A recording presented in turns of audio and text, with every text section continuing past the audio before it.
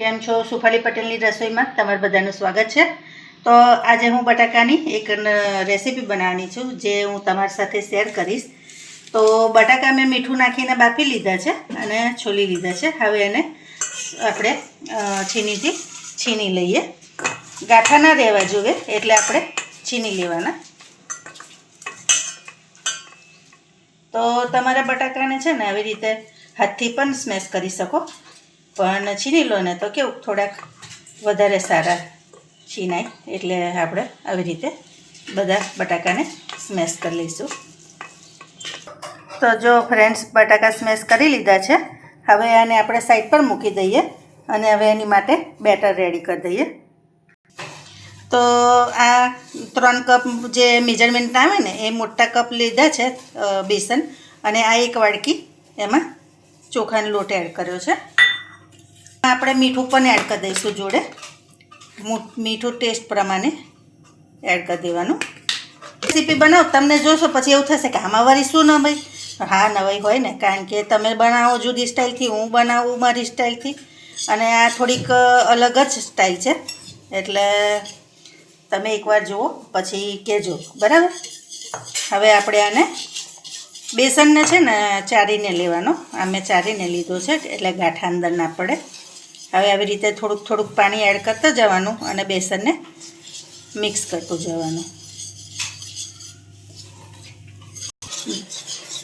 તો જો ફ્રેન્ડ્સ, આ રીતનું આપણે બેટર કરવાનું તૈયાર, બરાબર. હવે આપણે એને હલાવીને મૂકી રાખવાનું 5 મિનિટ. ત્યાં સુધી બટાકામાં એડ કરવાનો મસાલો તૈયાર કરી લઈએ.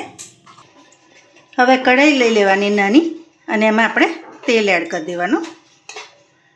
તો તેલ 1.5 ચમચી જેવું એડ કર્યું છે. હવે તેલ થાય એટલે આપણે જીરું એડ કરી દેવાનું. 1 ચમચી જીરું એડ કર્યું છે અને થોડીક હિંગ એડ કરીશું.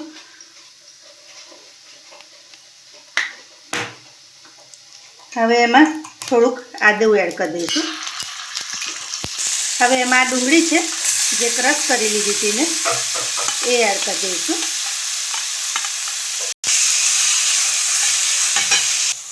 હવે ડુંગળીનું ભાગનું મીઠું એડ કરી દેવાનું.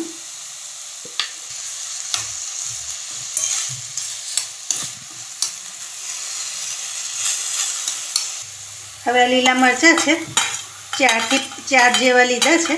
તમે તીખું તમને પસંદ હોય ને એ રીતે તમારે મરચાં લેવાના, વધારે ઓછું કરી શકો.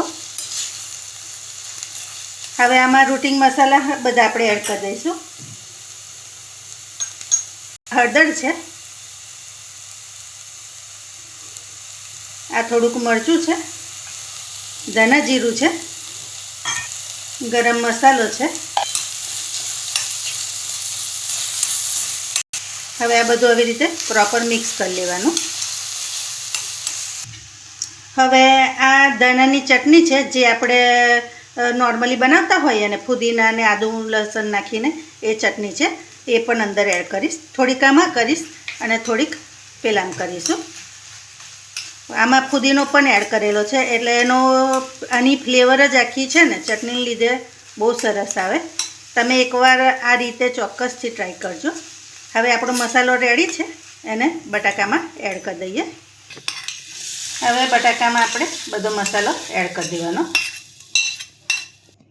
એમાં હવે મીઠું થોડુંક એડ કરી દઈશું. બાફામાં પણ એડ કર્યું હતું, મસાલામાં પણ એડ કર્યું છે, એટલે મીઠું છે ને તમારે થોડુંક જોઈને એડ કરવાનું. પ્લસ ચટણીમાં હોય આવે એટલે આપણે ઓછું એડ કરવાનું. હવે આ જે ચટણી હતી ને તે બીજી આમાં એડ કરી દઈશ. તમે એકવાર છે ને આ ચટણીની સાથે આ રેસીપી બનાવજો, ખરેખર બહુ સરસ લાગે છે. હવે આ બધું આપણે પ્રોપર મિક્સ કરી દેવાનું ને ઠંડુ કરી લેવાનું. હવે આપણે બે બ્રેડ લઈ લેવાની. હવે આ બ્રેડ પર શેજવાન ચટણી ચોપડીશું.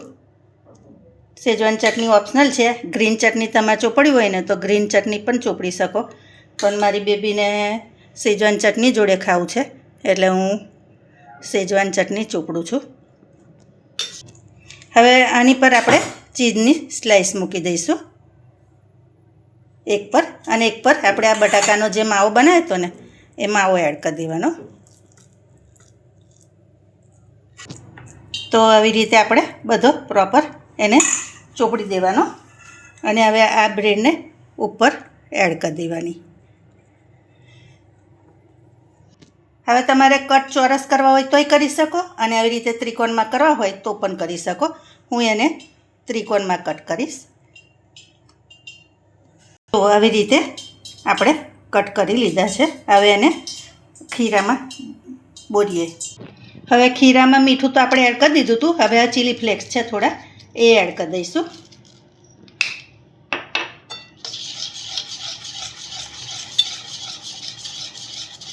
હવે આપણું બેટર રેડી છે. હવે આપણે આને આમાં ડીપ કરી લેવાનું આવી રીતે અને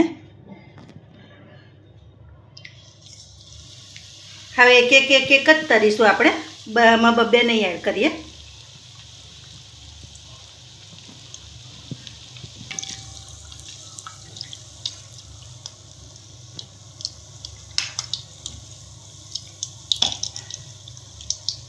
અને મીડિયમ તાપે થવા દેવાનું.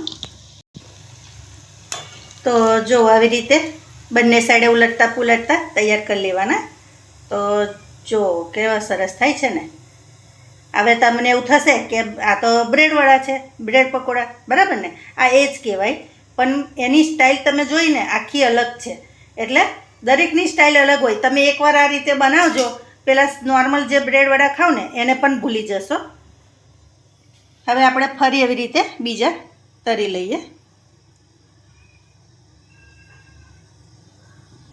તો જો આપણા બ્રેડવાળા તૈયાર છે. ગરમા ગરમ મસ્ત ટેસ્ટી અને ચટપટા લાગશે તમને ટેસ્ટમાં. એક કાપીને બતાવું તમને.